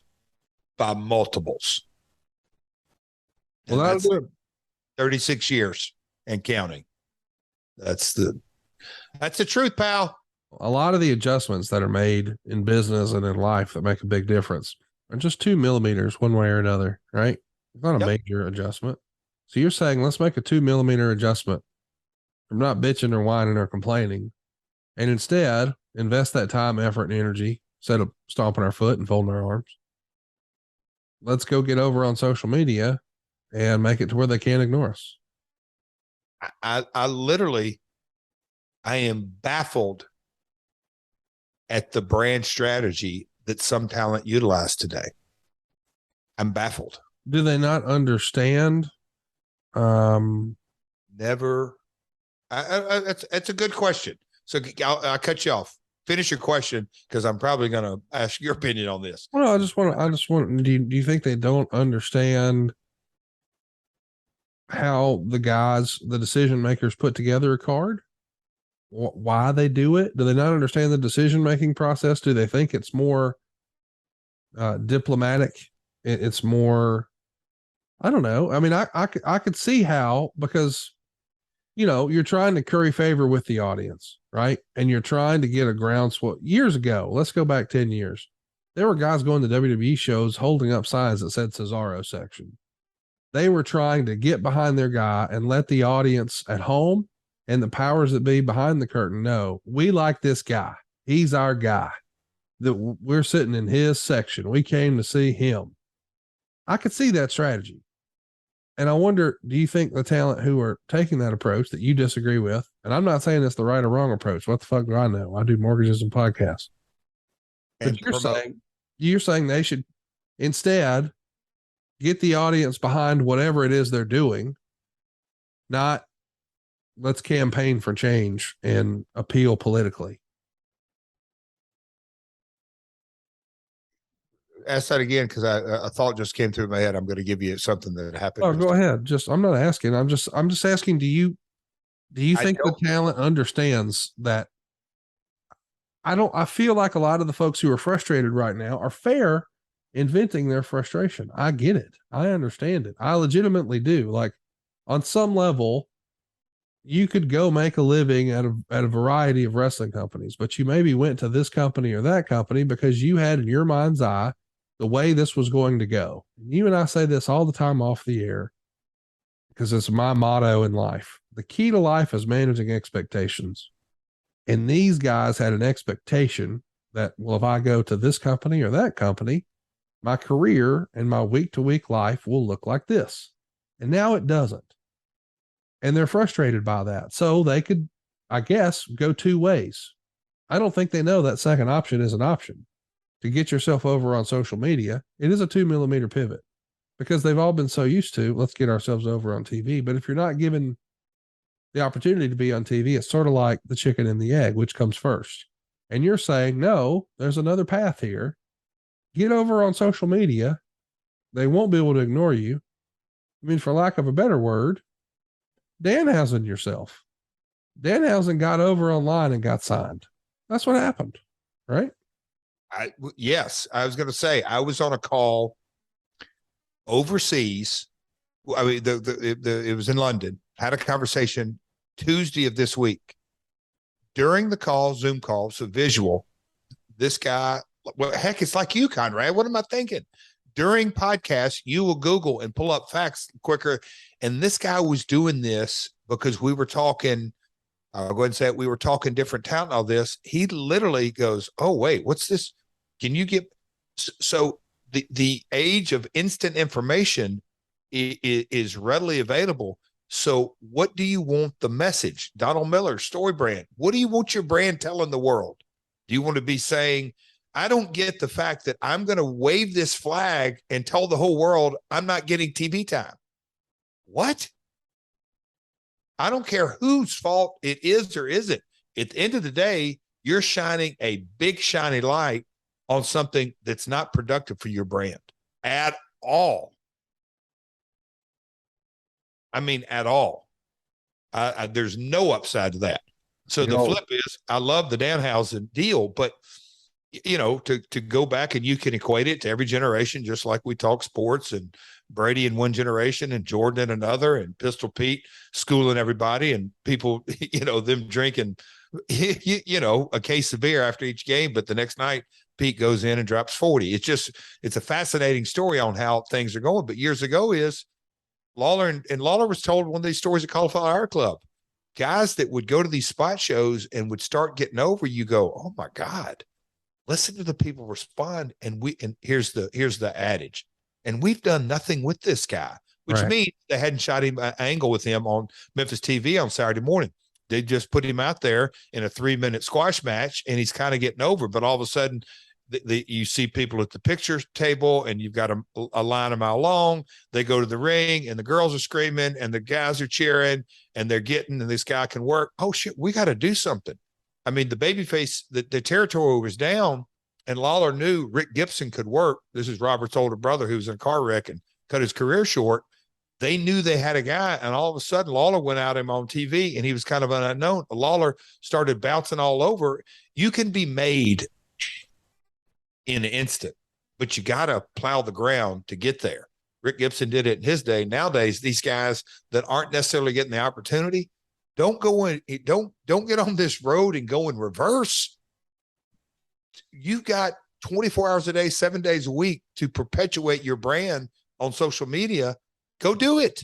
Right. Well, I mean, listen, I understand, as we talked about, Conrad Thompson, we've done more sidebars today. Yeah, listen, you know what? We might wind up talking about Bound for Glory next week. I'm fine with it. This is a good conversation today. And oh, it's fun. At the top of the show, we talked about, Bandito and how so many people were questioning, why is this guy getting a shot? And that comes from a place of, you got so many other talent who aren't on TV, and I get that. But at the same time, Tony Khan has to serve a lot of masters here. He's got some issues behind the scenes where some of his stars are on the shelf and he's unable to showcase them. But he knows he can count on Chris Jericho. And he can. Like when this thing first got kicked off, he built it around Chris Jericho. And now he's trying to invest some oomph into Ring of Honor. Who better than Chris Jericho? So I'm all for that. But I could see if I was one of those talents, maybe not even flown to TV, and thinking, I just want to be able to show what I can do. And then he sees Bandito go out, become a made man, have a fantastic match, and be the talk of the wrestling business, and then get a full-time contract offer, according to the reports that we've seen in the Observer and other places. I don't know. I'm not there. But think, well, wait a minute. I could do that. I understand how that would be frustrating. Why not me?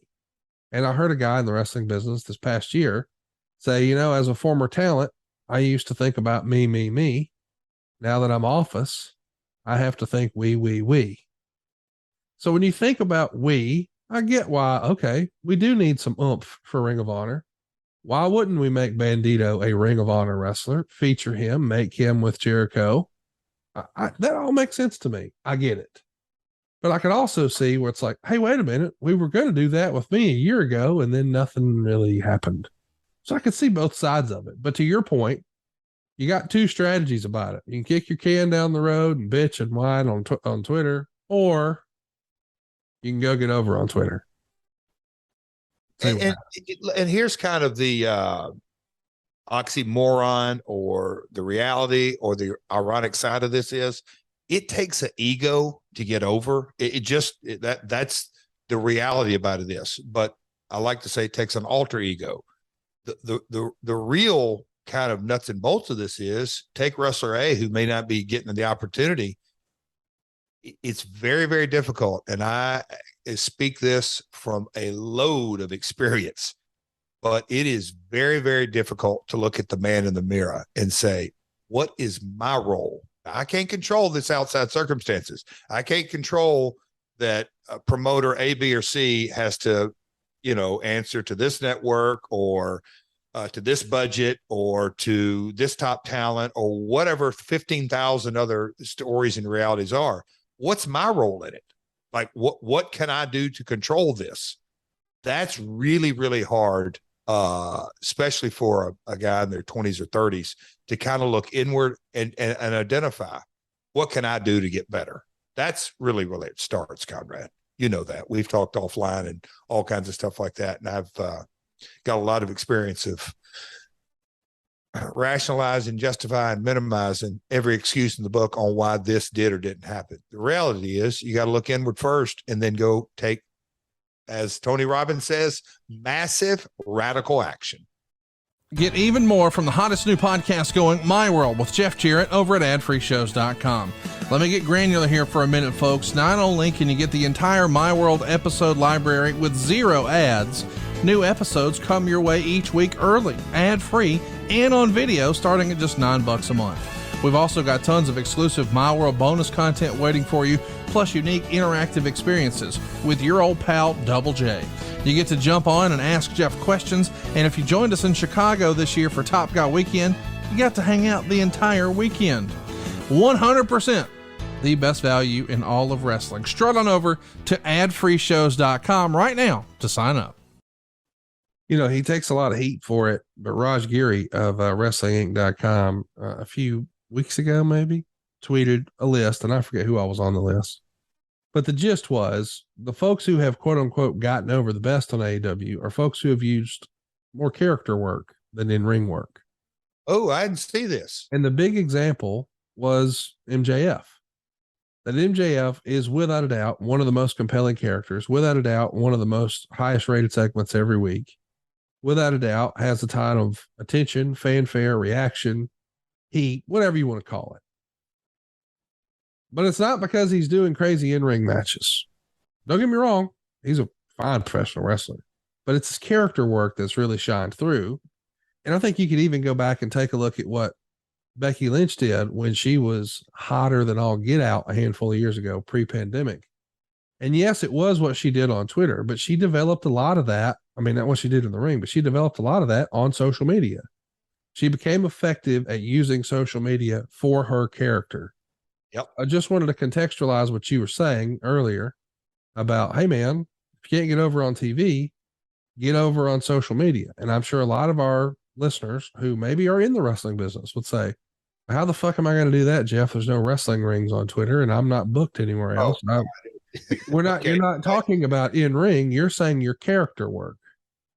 Develop your character, engage your audience, develop that fanfare, create conversation online about you and your character, and hopefully you'll be on TV more, right?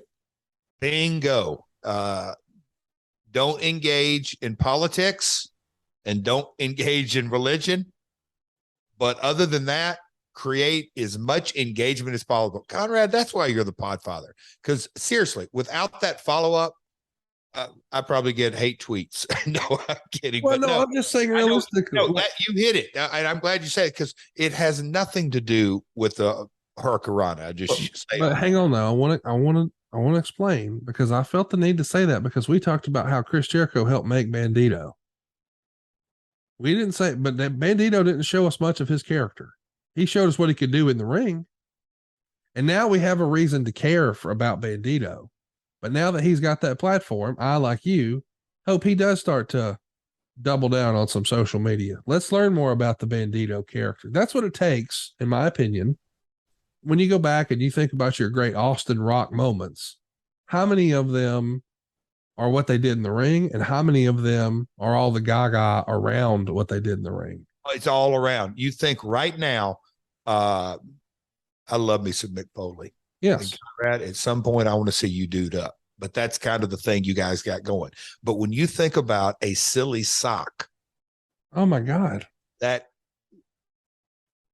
I don't want to get too far down because the King of the Rings bumps and oh yeah, he did have the spec.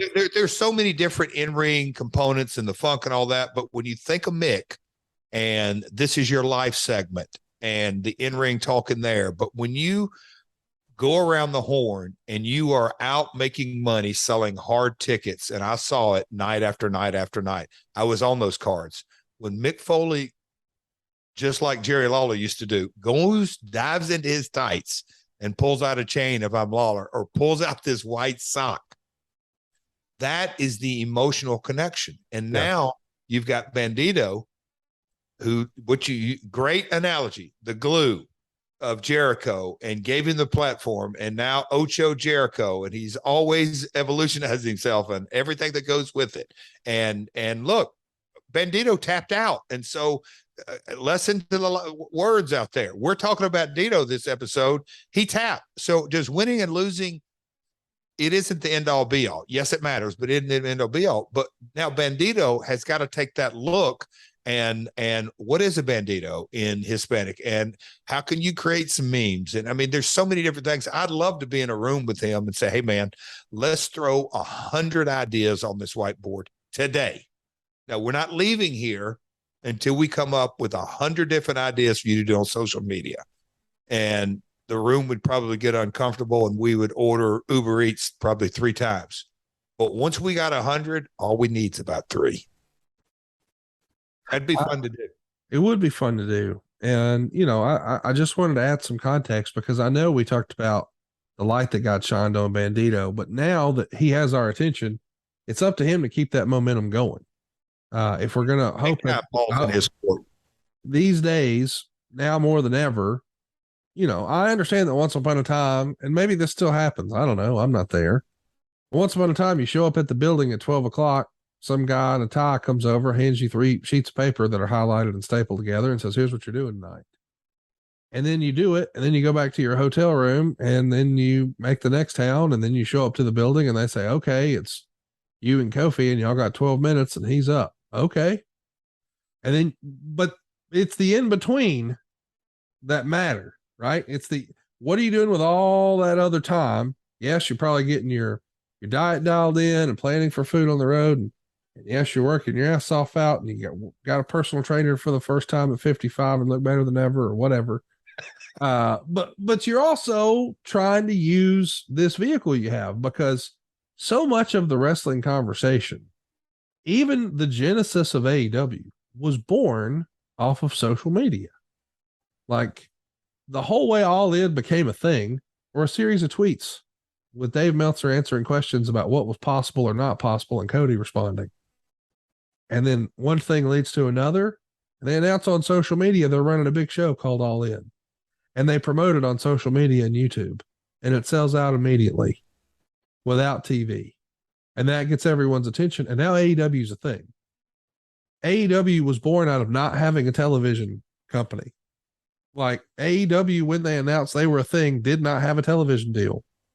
They ran their first pay-per-view without television. They put it on YouTube. The hype, the build, the promotion, the stories. You can do all of that too.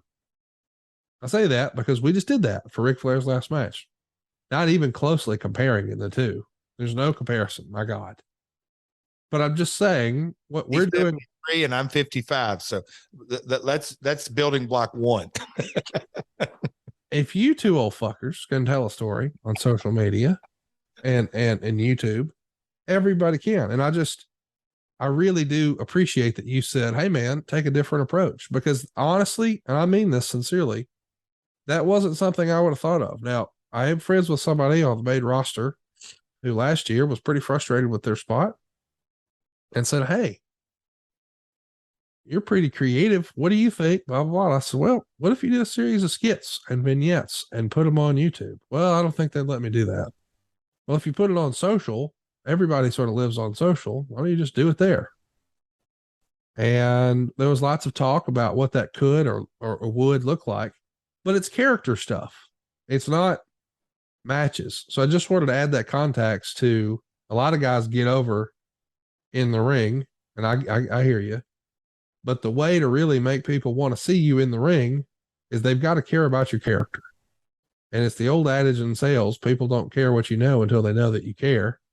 You got to make people care. Because here's the thing. You've been to meet and greets. You've been to these conventions.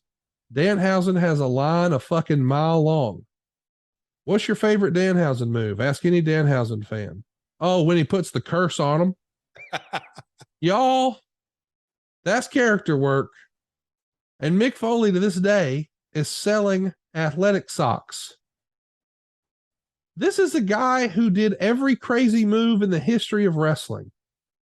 And he's still over like Rover for doing a dude love shuffle and signing socks. And he makes more money now signing socks and doing dude love shuffles from a seated position than he did when they were throwing him off of shit back in the day. That's real. Yeah, it's absolutely real. I mean, I'm just sitting here thinking of example after example after example. Road Dogg, what's he known for? Ladies and gentlemen, boys and girls. But the thing that came to my mind is you were talking about the Meltzer tweets and the Cody and that whole situation, the Genesis. Dutch Mantell, I've heard this story. If I've heard it once, I've heard it 1,000 times. But my old man too. Monday, more money was made between Memphis and Nashville because that's when my dad wrote TV. He would leave the matches on a Monday night. Lawler tell you the same thing, but it's that creative, collaborative effort. Hey, what if we do this? It's just a different stage now, as opposed to, a Saturday morning angle or a tweet about, you just kind of put things in context. I mean, Cody had 7-8 years in WWE. Bucks, super hot on the independent scene. New Japan had a buzz of all buzzes in a lot of ways in 15, 16, 17, all that.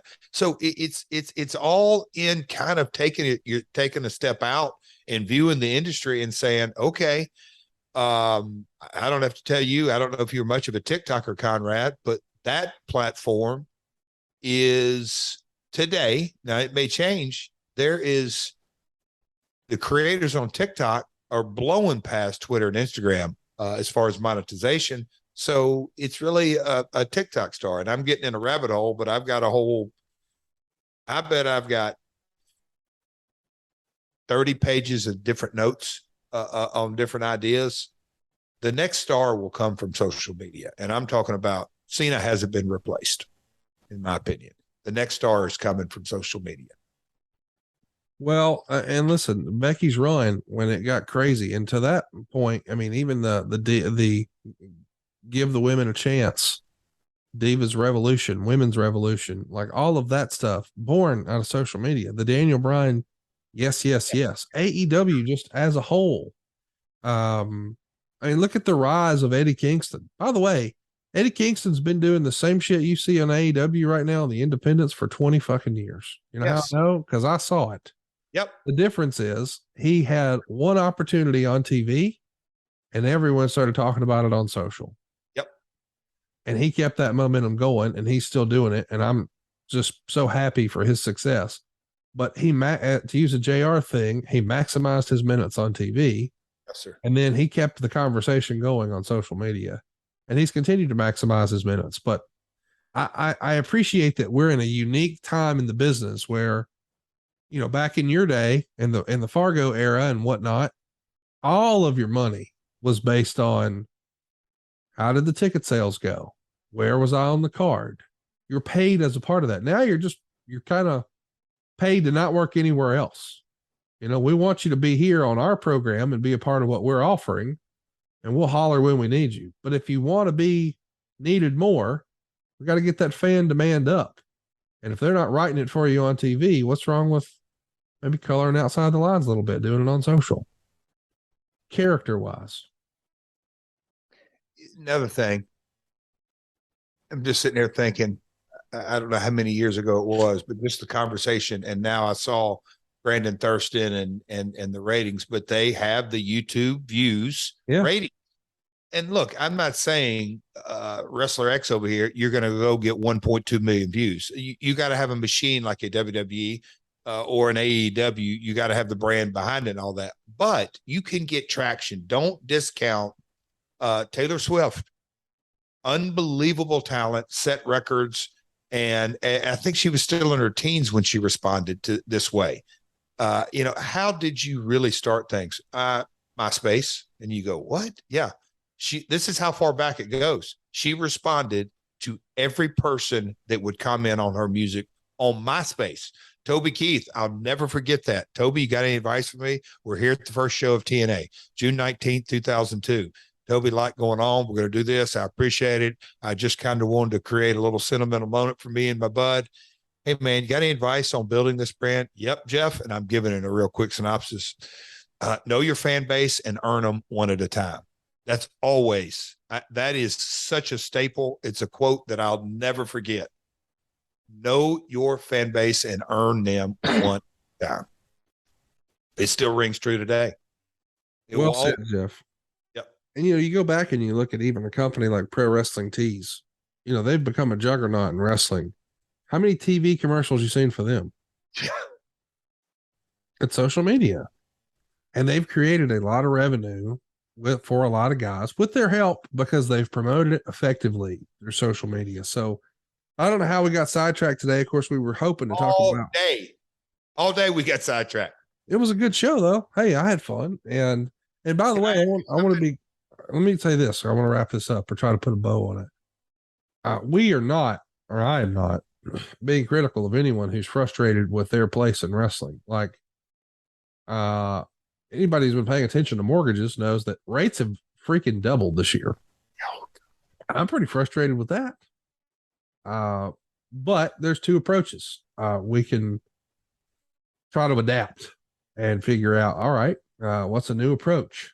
And I think that's probably needed for some folks right now who, in the scheme of things, your family, hopefully you're healthy, mentally, physically, you're being compensated well, and you're really close to being creatively fulfilled, hopefully, one way or another. And that one way could be your own way on social.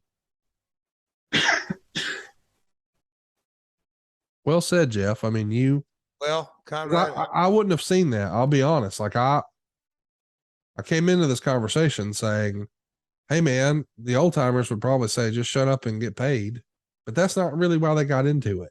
And we talked about that before. And I don't think that's necessarily, oh, you should just be happy you're getting a check. I don't think that anybody is just happy getting a check because you understand that's a temporary circumstance. That check won't be there forever. Like, unless you're doing things well and you feel creatively fulfilled and you're happy. And by the way, money's not the most important thing. Like, most of these guys are making more money than ever before and they're still not happy. So that tells you it's not the most important thing. It is important, but it's not the most important. But the idea that, hey man, just use social media.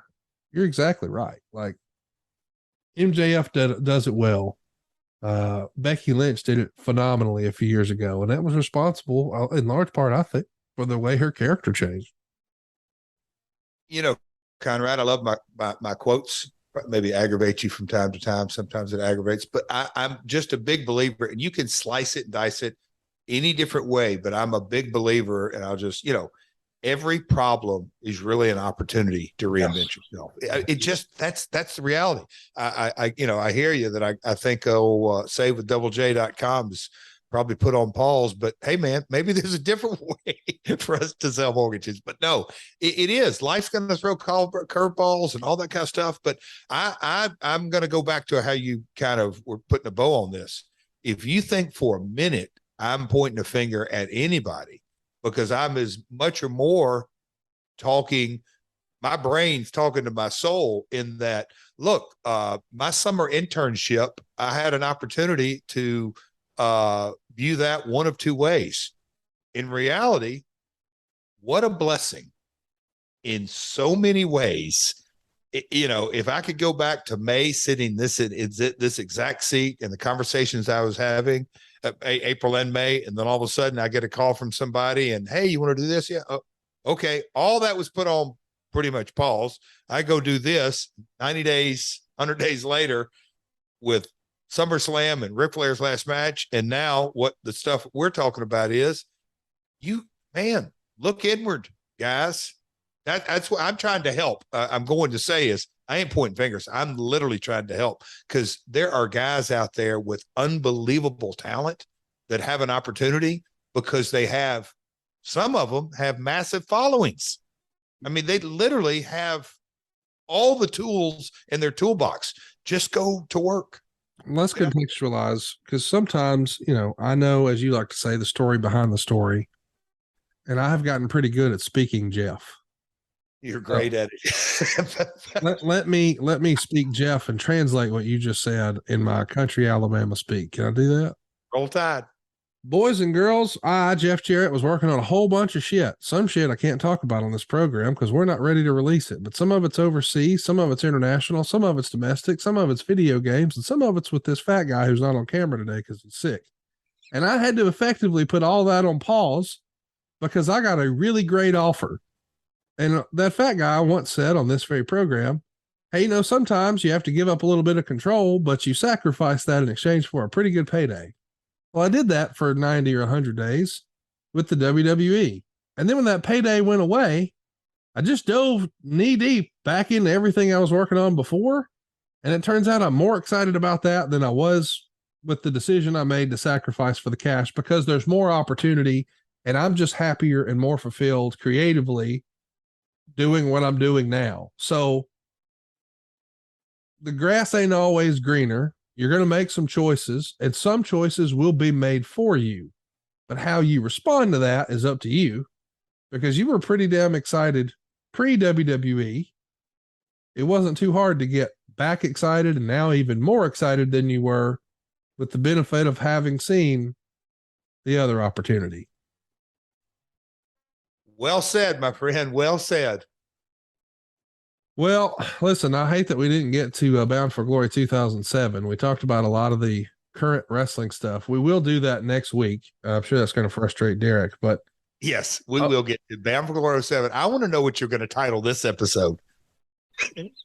Well, we're going to talk about, I think the word concussions have to be in there, because we spent a lot of time talking about that. Oh man, this is going to be fun. Yeah. Listen, I don't know what we're going to call it, but I know that I enjoyed the conversation, and I kind of positioned myself as the first listener on these shows. And as the first listener of these shows, I was pretty entertained. And I want to remind everybody, if you're looking for some more entertainment, you need to watch Vice tonight. It's the Memphis story. It's called Memphis When Wrestling Was Real. There's actually another episode, I believe, coming out next week that's all about Andy Kaufman. It's fantastic. There's more insight on the Andy Kaufman stuff than you've ever seen or heard before. Some fantastic stuff. But tonight, you're going to hear some stories that I've heard about. I didn't hear any new stories, but the recreations were unbelievable. Now, I didn't hear any new stories because this time a year ago, I was knee deep in Memphis research to go sit down with your dad. And I asked about, the time where he went after a man's eye who came after him with a straight razor in the middle of a match on live TV, and another promoter put him up to it. And the guy who came in was not only an old school bad guy, but a movie star. This guy is in movie posters. And if you don't know the story of Mario Galento, you need to watch tonight. It is an unbelievable story, and it's one of many. You want to hear about the Macho Man getting in a fight with a dog at the Waffle House? That's on tonight. I mean, there's so many unbelievable stories, and some of the funniest rib stories. There was a rib story in there I had never heard. One of the funniest I've ever heard. Which one? Tonight. I don't want to give a spoiler. Okay. But let's just say somebody had a plan for Mr. Fargo, and a little birdie got in Mr. Fargo's ear, and he reversed course on it. And your dad and Tojo were not tickled with the results. Love it. To say the least. I love it. Check it out. It's tonight. It's not Dark Side of the Ring, but it is from those fabulous directors, Jason and Evan. They put that show together. They created some really special episodes that are just celebrating the territories. So if you didn't like Dark Side because it was a downer or it was negative or painted the business in a bad light, if you want some good old-fashioned storytelling and some phenomenal recreations, I can't recommend it. 10 out of 10, some of the best wrestling content you can consume, and it comes out tonight on Vice. So how about that, Jeff? It's awesome. I mean, the car service from my house to the airport. The Listen to you. Oh, sorry. That's a slip, Conrad. I'm just kidding, because the flight was 38 minutes, but sitting on private, all that was, Conrad, it was nice travel. I mean, and with you having the spread you got up there on the lake, you got a big enough backyard for a runway. Tell the truth. Here's how you know that Jeff Jarrett has hashtag first world problems. True or false? Your backyard next to the pool and the outdoor grilling pavilion and the giant water slide from the second deck and the big boat dock. True or false? You've had helicopters land in your backyard on the lake. Conrad. True or false? Oh, that'd be true. A helicopter has landed in the backyard a few times. Did you have the creators of Dark Side of the Ring? Did you text The Rock, or as you call him, Dwayne? Oh, Dewey? You mean Dewey? Dewey, send a chopper to pick me up and take me to the private jet at National Private. You stop. I'm just saying. You stop. Boys and girls, we'll be back next week talking all things Bound for Glory 2007. I hope you guys have enjoyed, a little change of pace. And I hope this weekend you'll go check out some of the AAA stuff we've been talking about. We really celebrated Bandito. If you missed that match with him and Chris Jericho, go watch it. But Triplemania right around the corner. I got great feedback from last week's episode. All of my friends are trying to learn. I am too. I saw a great thread our friend on Twitter, Alan, posted with all the great Santo posters from back in the day. I cannot wait, because I think this time next year, or I don't know, whatever it may be, but I'll just kind of throw this, that I think a lot of folks that listen to this podcast, because it doesn't happen overnight, but I think just Lucha Libre is a whole new world. And it's as if, oh boy, I'm going to tell on myself. Do you know, to this day, I've never seen a Jason Bourne movie. I've only seen one. One. So, but there's different movies that you got to go watch this version or this, all this. I didn't watch Yellowstone. Karen's begging me to watch Yellowstone. It's great. But it's a whole new world of Lucha Libre. If you like professional wrestling, yes. What I'm just trying to say is, don't go by your expectations of, oh, that's a bunch of scrambled eggs or whatever it may be. I'm telling you, those two podcasts on, we just scratched the surface, but I'm excited. You're going to have a blast when you go down, Conrad. I'll just say that. I'm excited. I can't wait to be there and to see it and to experience it. And what I'm most excited about, and feel like you made a great analogy there. My wife and I just decided to watch Animal Kingdom on TNT. The show's over. Like, it's completed. Not like season finale, but series finale. But when I saw a few people talking about it on social, I remembered Kevin Nash and Eric Bischoff and my parents. They've all mentioned that they watched the show. So I thought, okay, I'll try it. I got so excited about it, and the wife did too. We binged the thing. And I feel that enthusiasm right now within me about Lucha Libre because, I know a lot about WCW and the NWA and ECW, and I'm learning a lot about Memphis. And, I watch all the AEW and WWE shows. So learning about AAA has been like I found a new show, and I'm really excited about it. And it's been a lot of fun, and I'm excited to continue to do that. And it did make me laugh that they reported on it in the Observer. Conrad Thompson says he's going to be at Triplemania. Well, yeah. But Jeff Jarrett says he will not be, but it could be a swerve, which made me laugh. Like you just said here on the show, no, I got another booking. So, and maybe your booking is just to go to Knoxville, sit in the stands and show Cody the long-standing family tradition. Son, every third Saturday in October. Oh, Rocky Top. We sing that song for 3 quarters, and then we get deadly silent in the 4th quarter as the steam roll. All right, let's wrap it up. Let's not come to blows. You're not feeling well today. Roll Tide. Ladies and gentlemen, sorry about the pivot today. I've got 14 pages left of notes. Yes. Bound for Glory 2007. So we'll get to it next week. Sorry about the sidetrack, but I had fun just catching up with you today. And, if I didn't feel like shit, we just make this a 5-hour show. But love it. As you can tell, I feel like shit. But I'll feel better next week talking all things Bound for Glory 2007 right here on My World. Peace, bud. Hey, it's Conrad Thompson. Thanks for checking out the podcast here on YouTube. Be sure to hit the subscribe button and the notifications bell so you get a notice anytime we upload some new content. And go save yourself some money right now. If you're in a 30-year loan or you have credit card debt, it's not a matter of if I can save you money. It's a matter of how much. Find out right now for free at SaveWithConrad.com.